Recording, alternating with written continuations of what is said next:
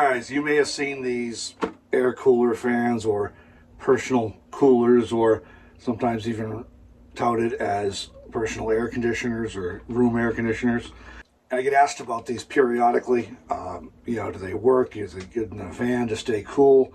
Well, I've never tried one. I'll be honest, I'm a little bit skeptical for a few reasons. But someone sent me this one to test out, so I appreciate that. I'm going to give this a try and see how it does.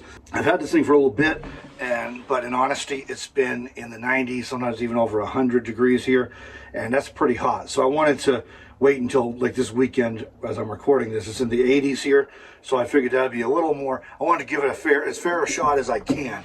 Like I said, I'm a little skeptical to start with. I definitely don't think it's going to cut it when it's in the 90s or 100 degrees. This trailer is fairly well insulated. My 13,500 BTU air conditioner on the roof does a very nice job of keeping it comfortable in here when it's in the 90s, even above 100 degrees. Then actually it's too much. As soon as it starts cooling down in the evening, I have to open the windows and just have a fan going. So we're going to give this a test today. I'll try and be as objective and fair and give as much accurate numbers and information as I can. Let me see, my thermometer here is showing it's in the mid 80s inside here today. I have the windows open right now. I have not turned the air conditioner on yet today. So we're going to give this thing a try and see how it does and see what it's capable of. I'm going to close off the curtain into the back part of the trailer to make it a smaller area I'm trying to cool. That'll make it closer in size to the square footage in a van. So we'll give it a whirl and let's see how this thing does. So one of the things I wanted to note too with these devices, they're often marketed as air conditioners.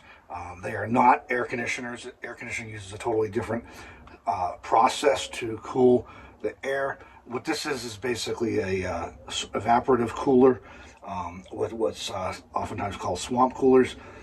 So the idea is you have a membrane or a media mass that is wet, and then a fan pulls air across it, and if they work properly, this one's pretty small, so that's a concern there.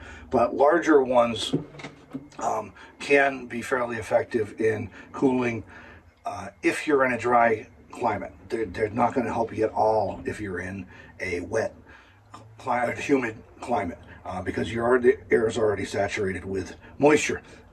Swamp coolers or evaporative coolers are quite common in the western U.S. where it's fairly dry, and they can work well in that environment. They're usually quite a bit bigger than this guy. They're usually fairly large. House ones are usually mounted outside. So they do have some portable evaporative coolers now that are similar in size to a portable air conditioner, the ones that have the vent hoses that go outside. But again, they're quite a bit larger than this, and they're more powerful. So we'll give it a try. And there's a couple options you can put. It's got a water tank, of course, and you put water in. This is about a third of a liter, 380 milliliters apparently, so about a third of a liter. You can put refrigerated water in, or even ice cubes, although I don't think we're going to fit my ice cubes are not going to fit in here.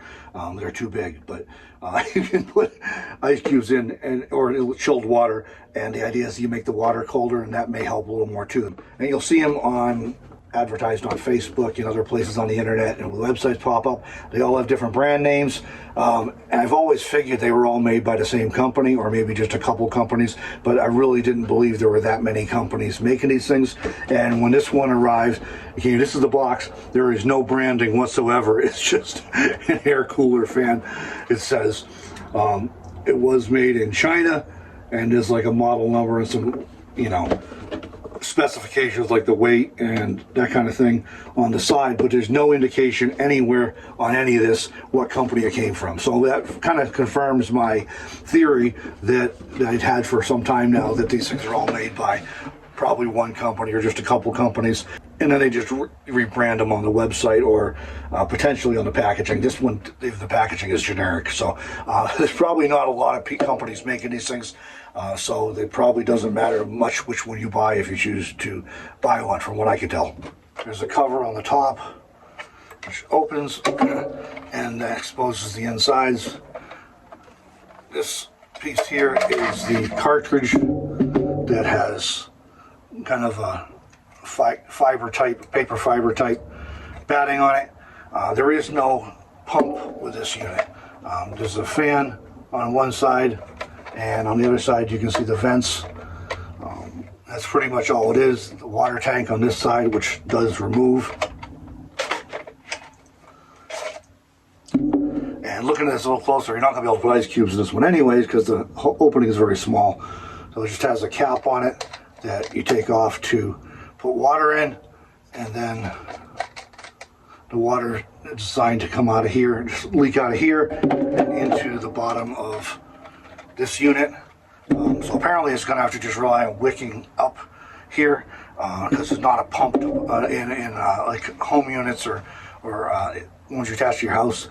They're going to have a pump that actually brings water up and runs it down across the media. But anyways, this thing is hopefully going to suck up some water out of the bottom from in here, and then after it's sucked it up, it's sitting inside, and then the fan's blowing, and it's going to push, the fan is going to blow through across the water that's on that membrane and out this side.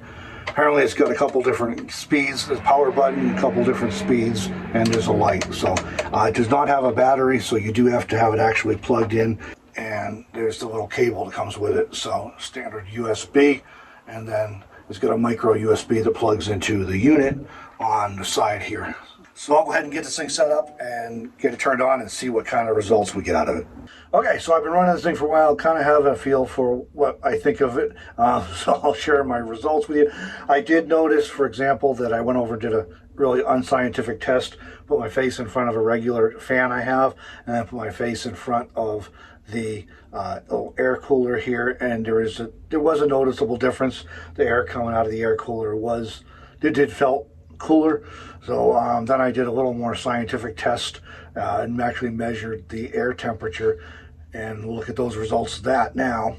What we're seeing here though is that my temperature probe that's hanging in front of the air cooler is showing 85 degrees, which means that's the air that's coming out of it is 85 as opposed to 92 in the trailer, the air temperature in the trailer right now. I'm looking at this on an infrared thermometer. If I put get it so it's on the cartridge inside, that's showing about 79 degrees. If I measure the temperature of the grate here, that's showing about 82. So you see it is doing something. Okay, and for comparison, in the interest of being fair and doing a thorough review here, I put the probe for the thermometer over here in front of the fan. So you can see what this does, and this is just blowing room air. And you can see on the thermometer here, the inside temperature is 92.7, and the air coming out of the fan is 91.6. So we're dropping 1 degree with the air coming through the fan, but it's still quite a bit warmer than what's coming out of the little air cooler.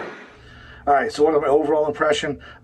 As expected, this thing is not going to cool down your van or cool down your RV or cool down a room in your house. It's just not, it's nowhere near powerful enough. The principle is okay as far as the evaporative cooler, but the catch is this particular unit is just not powerful enough. The fan is not big enough. It's just a small fan in there. It just doesn't move enough air. The media where the water is soaked into is not large enough. There's not enough surface area to it. So the combination just isn't going to move enough air and provide enough humidification to make an appreciable difference in the temperature in a room or in a van or an RV. However, that's not to say there's no value to it. My big beef with these things is in the marketing, and I'm not saying I'm speaking for every single company that markets these. As far as the ones I've seen, though, you really can only describe it as deceptive marketing practices. They make claims that just aren't reality. And I've not seen only but a couple reviews on these things. They do sometimes then get labeled as scams. I think the scam part would legitimately apply to some of the marketing, but I don't think it applies to the device itself if you understand what it is, and then and you're buying it based on an understanding of what it actually is and what it does. Okay, so where there's value in that thing, I'm not going to pick it up and hold it for you again. It's got water in it still. I don't want to spill it, but It's not going to cool down a room. It's not going to cool down an RV. It's not going to cool down a van. What it does do is if it's sitting very close to you, you're close within a few feet, so you can feel the air coming out of it. The air coming out of that, like we saw with the test I did, is indeed cooler. It feels cooler than just a fan, and it's measurably cooler than just a fan by about 5 to 7 degrees. I kept an eye on the temperature over time, and it is about 5 to 7 degrees cooler than the air you're going to get out of just the fan. So if you have space in your van or your RV or even in your house to set that on a table or a desk or something close to you and blowing on you, it is cooler than what you're going to get out of a fan, and it does feel cooler than what you get out of a fan. It's not going to cool down the room though. So, and it's not an air conditioner. So understand that. But if you're in a small space like a van or RV, and you don't have access to air conditioning either because you're not plugged in or because you don't have air conditioning in your rig, this could be something that it's better than a fan. And it runs on USB power, so it doesn't take much juice. As far as whether it's a good value, it's going to depend on what you end up paying for it. I've seen them from $30 or $40 up to $100. Personally, I wouldn't pay $100 for that. I might pay 30 or 40. That might be a good value because and the other thing is longevity. I don't know how well it's built. So if the fan goes out on you a week or a month after you buy it, then that's probably not a very good purchase. But if it lasts you for the year or for a couple of years, and gets you through the heat, then maybe $30 or $40 is at that point it's probably a reasonable value.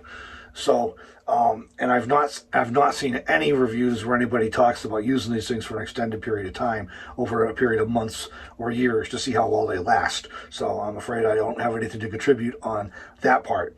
But like I said, bottom line, it's not going to cool down your rig. But if you're sitting it right there in front of you and it's blowing on you, it is cooler than a fan. So maybe worth checking out and understanding what you're getting into. And it's worth mentioning too that you do have to make sure any kind of device like this, any kind of evaporative cooler, you do have to make sure you keep it clean, because you're dealing with water constantly being in the tank and in the base of the thing and in the cartridge, and you don't want mold or other nasty stuff growing there, because then you're blowing that into your living space, so, and right onto yourself, really, if you're using it. That's really the only way it's effective, is if it's sitting within a few feet of you and blowing right on you. So, like, I've seen these things around, people ask me about them. I've always been very skeptical. They would cool a rig down, and they do not, but they do help a little bit if you can put it so it's blowing right on you. I know it's not an option with everybody's build, with their rig setup. If that is an option for you, you'll get a little more out of this than you will out of a regular fan. And when it's hot and uncomfortable, that 5 to 7 degrees difference in the temperature of the air coming at you, that's a big deal. So that's my take on this. It might be worth it if you understand what you're going to get out of it, but it's not going to cool your rig down. Hope this information was helpful. Let me know in the comments what you think. If you've tried, or if you have any experience with these, let me know what your experience was. And, maybe it's similar to what I've experienced here, or maybe you had better or worse results. Again, let me know in the comments what you think about all this, and I will catch you in the next video.